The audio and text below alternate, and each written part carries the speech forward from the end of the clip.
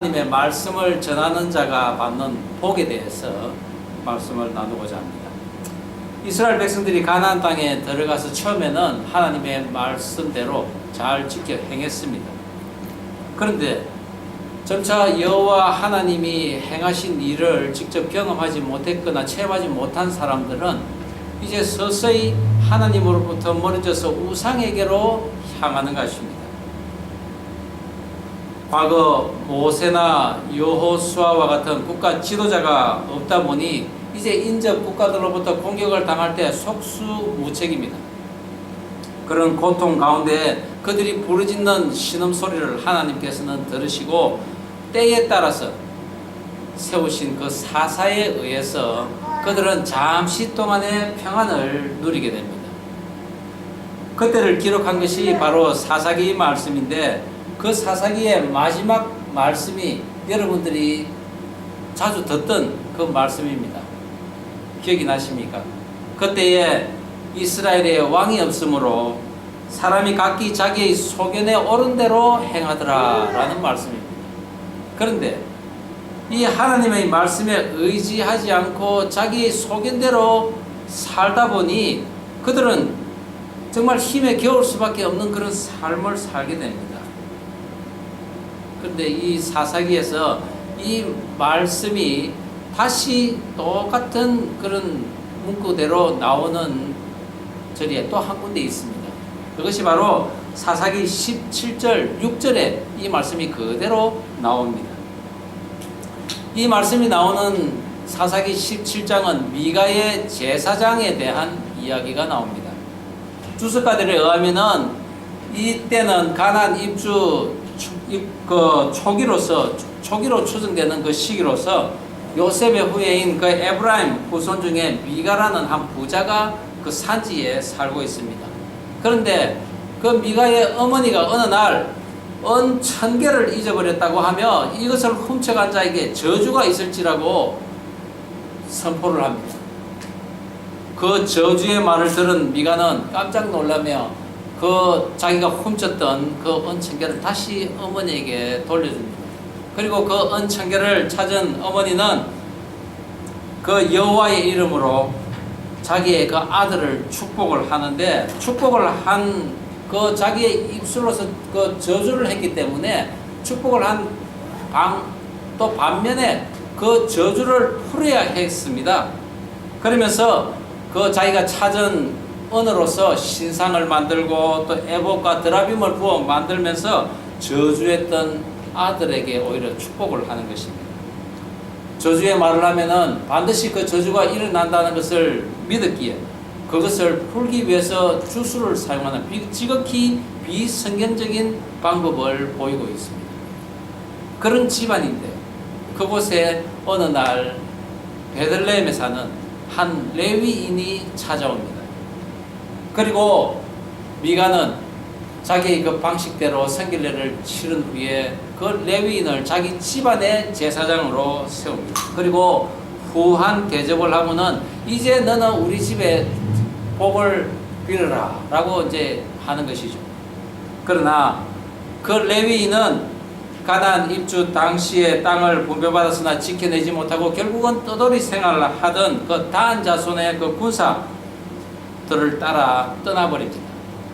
그리고 남은 그 미가는 복은 고사하고 가족 몰살의 위기까지 겪게 되는 것입니다. 10계명 중에 제1계명이 나 외에 다른 신을 섬기지 말라. 또 2계명이 너를 위하여 우상을 새기지 말라. 그리고 3계명인 여호와 이름을 망령되이 부르지 말라라는 이 계명을 다 어깁니다. 그리고 8계명인 도둑질하지 말라라는 것까지 몽땅 어기며 여호와를 섬기는 이스라엘의 사람들의 모습들을 오늘 이 말씀은 보여주고 있습니다. 그리고 또한 변질된 제사장의 모습은 어떠한지 그 모습도 우리 삶을 통해서 그들의 삶을 통해서 보여주고 있는 것입니다. 하나님께서는 가나안 땅에 들어가 너희들이 하나님께서 정하신 그 절기에 따라 하나님 앞에 나와서 제사를 드리며 그 하나님 앞에서 즐거워하라고 하셨습니다. 그리고 그런 즐거움을 누리는 사람들은 그들의 손으로 하는 일마다 복을 주시겠다고 하셨습니다. 또한 하나님께서는 너희들이 가나안 땅에 들어가서 이제 시시비비를 가를 일들이 많을 것인데 부한 자나 권력을 가진 자에게는 굽신거리고 또한 힘없고 가난한 자에게는 함부로 대하지 말라고 분명히 말씀하셨습니다. 그리고 뇌물을 받아서 재판을 굽게 하지 말라고 하며, 즉 하나님의 공의를 행하는 자에게는 내 허리에서 왕이 나오리라 라는 약속을 하셨습니다. 그리고 오늘 이스라엘 공동체를 하나님의 말씀으로 이끌어갈 레위인과 제사장들에게 하나님께서는 또 복을 약속하십니다. 성막을 섬기고 제사를 시중되는 레위인과 제사장은 중앙 성소는 물론이요 각 지파가 거주하는 전국에 걸쳐서 거주를 하는데, 그곳에서 사소한 재판을 행하며 또 하나님의 말씀을 전하고 또 말씀에서 벗어나는 자들에게는 책망과 권고를 하는 그런 역할을 하게 됩니다. 그것은 바로 그 지역에서의 선지자적 삶을 사는 그런 직책을 감당하는 것입니다. 선지자라는 이 히브리어 나비라는 단어는 앞일을 예고하는 사람, 그리고 또는 도덕적으로 행하고 도덕적으로 나쁜 일을 행했을 때는 그것을 가르치고 또 책망하고 권고하는 그런 사람이라는 뜻을 가지고 있습니다. 모세를 비롯해서 사무엘 선지자, 갓 선지자, 나단 선지자, 엘리야, 엘리사, 많은 선지자들이 있습니다. 또한 이사야, 예레미야, 또 에스겔, 다니엘, 호세아, 말라기까지 성경에 많은 선지서를 쓴 사람들이 바로 하나님의 선지자로 서서 고된 사명을 감당하는 하나님 택하신 왕같은 제사장들이었습니다. 오늘 하나님께서는 하나님의 말씀을 대언하고 가르치고 책망하는 사람들에게 주실 복을 말씀하시는데, 첫째는 먹을 양식에 대해서 하나님께서 공급하시겠다는 것과, 또 둘째는 그들이 전하고 말하는 그 하나님의 말씀이 반드시 그들을 통해서 성취된다는 것을 약속하신 것입니다. 오늘 저는 하나님의 참 선지자는 누구이며 그에게는 과연 어떤 복이 임하는지 하나님의 참 선지자라는 제목으로 함께 말씀을 나누고자 합니다. 하나님의 참 선지자, 첫 번째는 하나님께서 공급해 주시는 양식을 먹는 자입니다. 오늘 본문 1절 다시 한번 한 목소리를 읽어보겠습니다. 레위 사람 시작. 레위 사람 제사장과 레위의 온 지파는 이스라엘 중에 분깃도 없고 기업도 없을지니 그들은 여호와의 화제물과 그 기업을 먹을 것이라. 하나님께서는 레위인들을 위해서 6 도피성과 그리고 48성읍을 각 지역에 배정을 했습니다. 그리고 여호수아가 살아있을 동안에는 그것이 잘 이행되었습니다. 레위인과 제사장에 취할 양식은 그들에게는 내가 기업이니 별도의 분깃을 주지 않았다고 합니다. 그러나 자신들의 그 분배받은 땅을 지키지 못하고 또 하나님의 율법을 제대로 이행하지 못함으로 인해 발생하는 그런 가난과 궁핍으로 레위 지파가 이제 떠돌아다니는 일이 빈번해졌습니다. 이스라엘, 하나님과 겨루어 이긴 자라는 뜻입니다. 이런 칭호를 야곱이 하나님으로부터 부여받았는데, 당신 앞에 나와서 간절히 기도하는 사람에게 하나님께서는 져주시고 그리고 그들의 소원을 들어주시는데, 그리고 그들에게 새로운 이름을 또 부여하셨는데, 그것이 바로 오늘날 성도입니다. 그 성도들은 하나님께 제사를 드리고 제물을 드리고, 그리고 그 제물이 바로 하나님이 택하여 세운 레위인과 제사장에게 주길 원하셨던 그 분깃이었습니다. 이는 자신의 죄를 정령이 사해 주실 것을 통회하며 드리는 그 속죄제, 그리고 자신의 죄를 깨닫고 배상하는 속건제, 가난하지만은 드림에 동참하는 소제, 그리고 하나님과 화목하기 위해 드리는 그 제사를 드림으로써 주변에 있는 그런 이웃과 자신의 구역에 할당된 레위 지파와 더불어 화친하게 지내는 그런 화목제, 이 제사들을 통해서 하나님께서는 기뻐서 택한, 그리고 서서 섬기는 그런 수고한 자에게 주시는 몫이 바로 그 제사에서 나오는 제물들이었습니다. 과실나무를 심고 제5년에나 거둘 수 있는 처음 난 열매, 그리고 거저받은 그 가나안 땅에서 얻은 첫 곡식, 그리고 짐승의 첫 새끼, 그리고 장자의 대속물, 그 등은 당신의 그 수고에 그리고 인내에 동참한 이들에게 주시는 하나님의 그 별도의 분깃이었던 것입니다. 삶의 전반에서 양식을 공급하시겠다는 하나님의 소금 언약이기도 했습니다. 오늘날 물질 만능 시대를 살아가는 우리들은 모든 것을 돈의 개념으로 생각합니다. 그러나 하나님께서는 돈이 필요치 않으신 분이십니다. 그리고 그 하나님 앞에 예배드리러 오는 자들의 성심과 진심만을 받으시는 분이 바로 하나님이십니다. 하나님 앞에 나와서 눈물 흘리며 드리는 기도, 또 그리고 마음이 상하여서 통회하는 울부짖음, 심령이 가난하여 애통하는 자에게 주시기를 원했던 것은 바로 구원이 보장된 복음이었지 돈은 아니라는 것입니다. 십자가에 못 박힌 예수님께 머리를 흔들며 내 자신이나 구원하라며 외쳤던 이스라엘 백성들이 구한 것은 과연 무엇이었을까요? 예수님의 피값으로 산 교회는 어떻습니까? 그것은 도살장에 끌려가는 그 짐승 제물이, 그 제물된 그 짐승이 울부짖는 곳이어야 하며, 그 제물이 피를 쏟는 곳이며, 또한 회개가 있는 곳이며, 잘못한 것을 배상하는 제사가 있는 곳이어야 합니다. 또한 그 제사를 수종드는 제사장과 레위인들이 함께 수고하고 눈물을 흘리는 곳이어야 합니다. 그곳은 화려하지 않아도 됩니다. 넓지 않아도 됩니다. 성도 수가 많지 않아도 됩니다. 2-3 사람만 전심으로 여호와의 율법을 지켜 행하며 서로 돌아보고 권면하는 곳이면 됩니다. 그런 곳을 섬기는 사람에게 하나님께서는 양식을 주시겠다는 것입니다. 2014년 현재 한국의 교회 수가 7만 8천 개 정도가 된다고 합니다. 그리고 그 교회를 통해서 거둬들이는 1년의 헌금이 약 17조 원이나 된다고 합니다.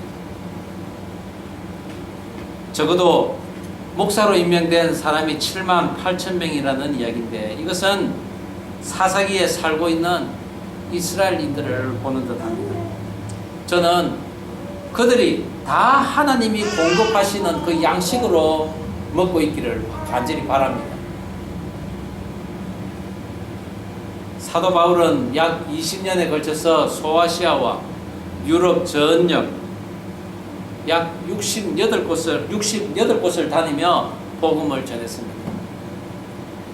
상황에 따라서는 텐트 메이커로 자비량 선교를 했지만, 또 에베소 교회에서 공개하는 그런 헌금을 또 받기도 했습니다.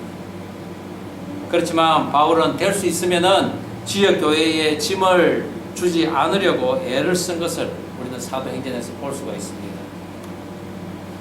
자비량으로 하면은 자신의 수고와 땀으로 하나님의 그 창조 운영 사역에 동참하는 기쁨을 누릴 것이며, 또한 성도의 눈물겨운 그 연보를 받을 경우에는 그들의 마음이 느껴져서 그들을 위해서, 그들의 또 수고를 위해서 하나님께 아뢰며 기쁨과 눈물의 사역을 또한 할 수 있는 것입니다. 예수님의 제자들은 어떻습니까? 그들은 다 어부요, 세금 징수원이요, 의사 등 그런 직업을 다 가지고 있었습니다. 그러나 예수 복음을 전하는 일이 시급할 때는 투잡을 허용하지 않았습니다.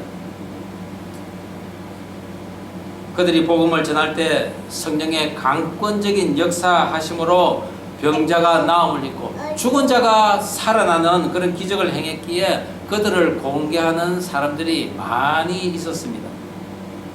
그래서 예수님께서는 복음에 시급한 그때는 하나님의 일에 전념할 수 있도록 하늘의 양식으로 책임지셨습니다. 또한 하나님의 공급하심은 장소의 구애를 받지 않습니다.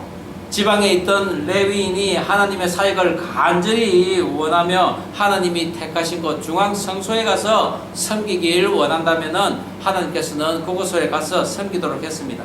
그리고 중앙 성소에 있던 자들과 음식을 같은 조건으로 또 받게 하셨습니다. 하나님을 바르게 섬기는 자는 어디에 있든지 동일한 은혜를 받는 것입니다. 사람이 떡으로만 살 수 없다라고 예수님께서 말씀하셨습니다. 그렇다면은 오늘날 우리 교회를 섬기는 우리 목회자들 또 그리고 성도들은 과연 어떤 음식을 먹고 살아야 할까요? 저는 이번 한국 방문을 기획하고 또 기도하면서 사실 여러 어려운 마음들이 있었습니다. 그 중에 하나가 교회를 비우는 것이었습니다. 과연 이 교회를 떠나면은 지금 비워두면은 어떤 일이 일어날까? 교회가 존속될 수 있을까라는 그런 근심도 있었습니다. 이런 인간적인 우리 부부의 근심을 주님의 손에 내려놓았을 때 저희들은 모든 성도분들이 그 마음을 지게 해주신 그 하나님의 은혜를 또한 체험할 수 있었습니다. 얼마나 성도분들의 그 노고에 감사했는지 모릅니다. 또 두 번째로 재정 문제로 오고 가는 비용에 대한 부담이 적지 않았는데 막상 한국에 도착해 보니 하나님께서 상을 베풀어 주셨습니다. 미국에서는 어지간하면 외식을 삼가던 저희 가정에 한국에 유명하다는 그런 식당과 메뉴로서 저희 가족이 공개를 받았습니다. 또한 세 번째는 한국을 방문해야 했던 이유가 제가 하고 있는 이 목회의 비전이었습니다. 그것을 확인하고 싶었습니다. 어느 길로 가서 어느 성을 점령해야만 하는 것인지 지금 이곳 이방 땅에서 제가 지금 하고 있는 이 목회가 잘 하고 있는 것인지 또 살피는 그런 과정이었습니다. 그렇지만 한 달간 전국을 이래 다니면서 묵상을 하다가 나로서의 힘이 아니라 하나님께서 하신다는 것을 하나님께서 저를 깨워주셨어요. 하나님이 하신다는 것이죠. 그러자 마음이 한결 가벼워졌습니다. 특별히 제 늙으신 노모와 또 장모님과 아침에 함께 드리는 그 예배 말씀을 서로 나누는 가운데 정말 그분들이 하나님을 절실히 사모하고 또 원하고 있다는 것을 느낄 그 순간에 정말 저에게는 감사가 흘러넘쳤습니다. 또한 믿지 않았던 친구들이 예배를 드리고 난 후에 헌금이라고 하며 드리는 이 제물은 그동안에 우리들이 가지고 있던 모든 근심을 감동으로 바꾸어 주신 그런 하나님의 은혜가 있었던 한국 방문이었습니다. 함께했던 손길들과 마음들에 대해서 감사와 또한 그들의 그 수고를 하나님께 기도로 올려드리며 흘렸던 그 눈물, 그것이 바로 하나님께서 저에게 별도로 주신 분깃이었다는 것입니다. 그리고 그것이 제가 감당할 기업임을 새삼 느꼈던 여행이었습니다. 이 모든 것은 돈으로 환산할 수 있는 것이 아닙니다. 또한 이의 실과 덕을 따질 수 있는 것이 아닙니다. 오직 하나님께서 택하셔서 서서 섬기는 모든 당신의 레위인과 제사장들에게 주시는 별도의 분깃이었다는 것입니다. 저는 이 같은 하나님의 분깃, 하나님의 주시는 그 양식을 저뿐만 아니라 여러분들도 함께 받기를 원합니다. 그리고 주님께서 기뻐하시는 그 사역에 동참하는 저와 여러분 되기를 주의 이름으로 축원합니다. 하나님의 음식을 공급받는 자는 또한 마땅히 할 일이 있습니다. 그것은 바로 하나님의 말씀을 증거하는 것입니다. 하나님의 참 선지자. 두 번째는 하나님의 말씀이 성취됨을 증거하는 자라는 것입니다. 오늘 본문 22절 다시 한번 한 목소리로 읽어보겠습니다. 만일 선지자가 시작.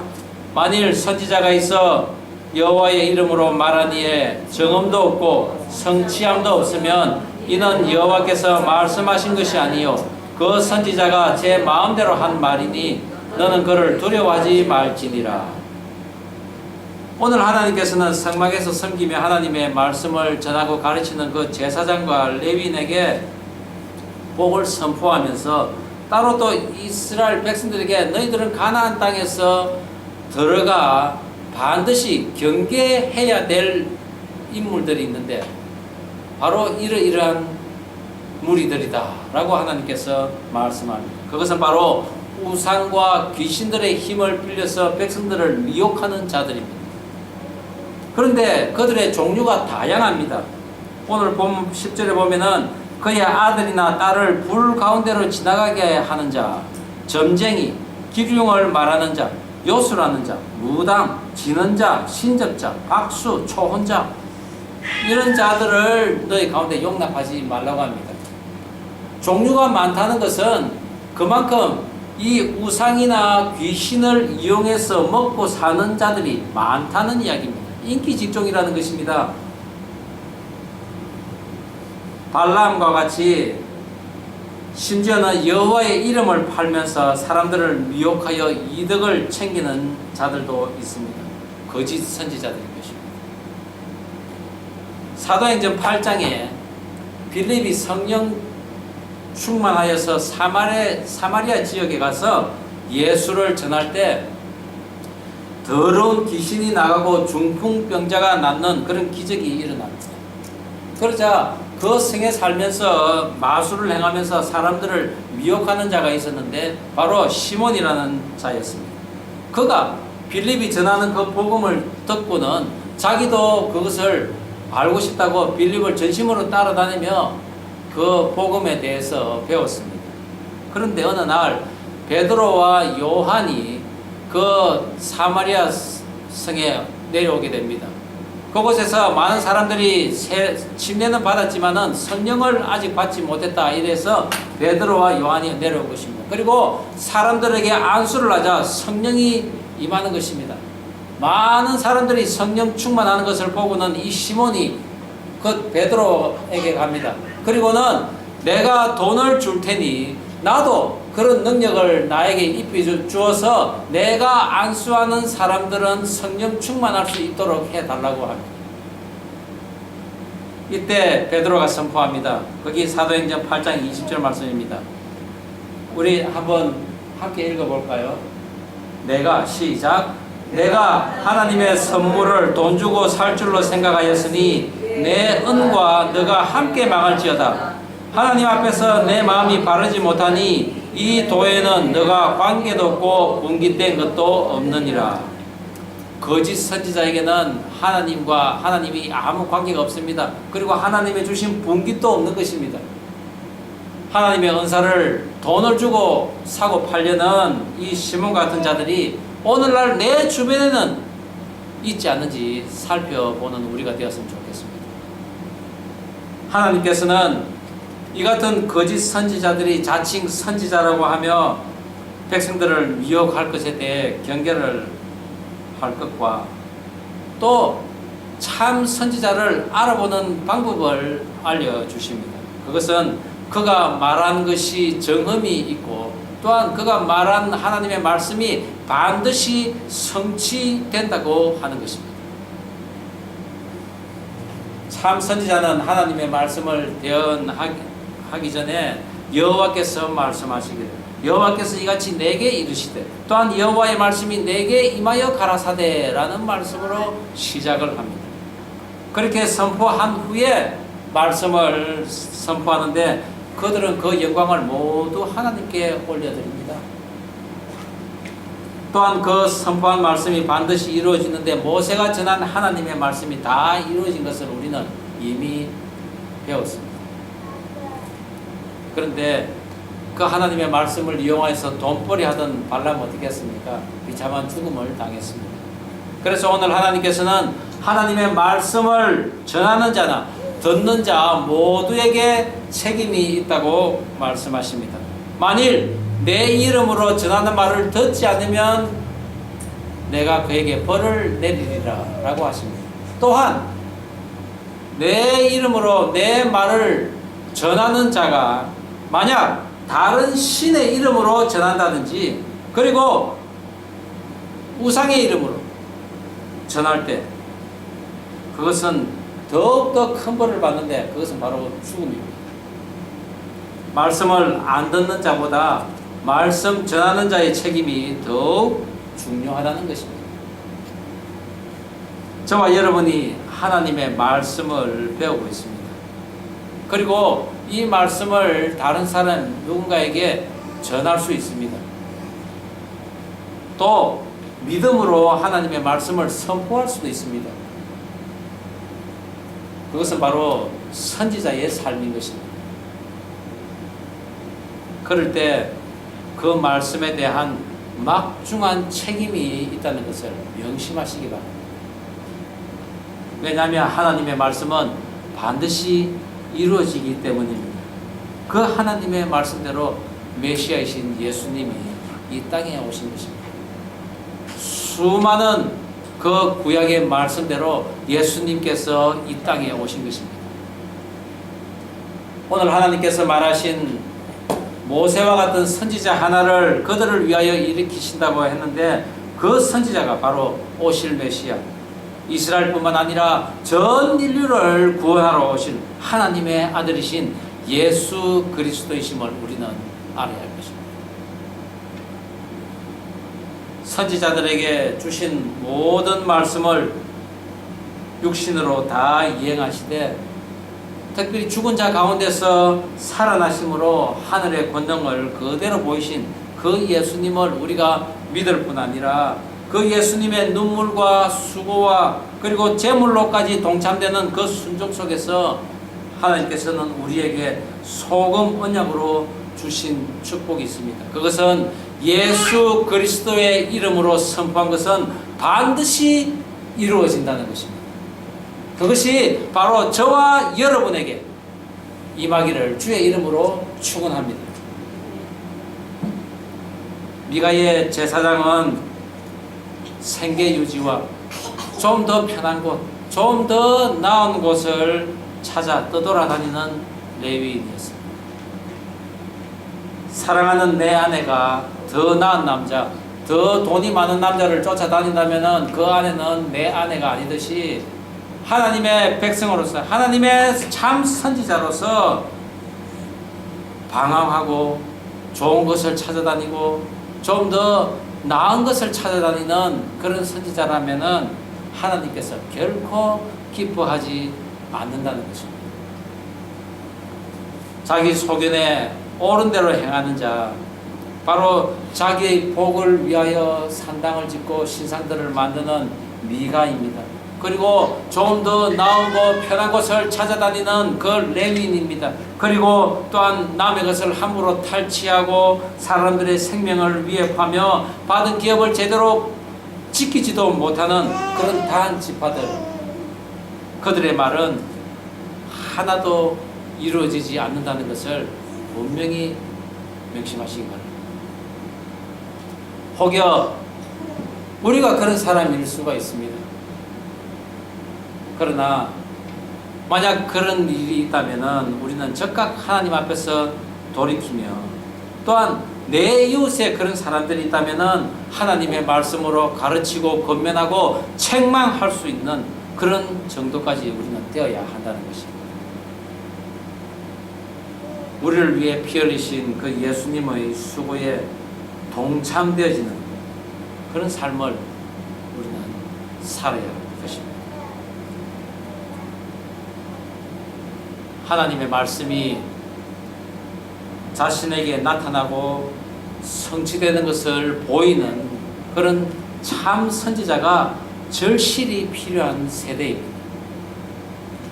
저와 여러분이 바로 그런 참 선지자적인 삶을 살면서 하나님 주시는 양식을 먹고 또한 하나님 주신 그 말씀을 나의 삶에서 그대로 성취되게 보이는 그런 복된 삶을 사는 저와 여러분 다 되기를 주의 이름으로 축원합니다.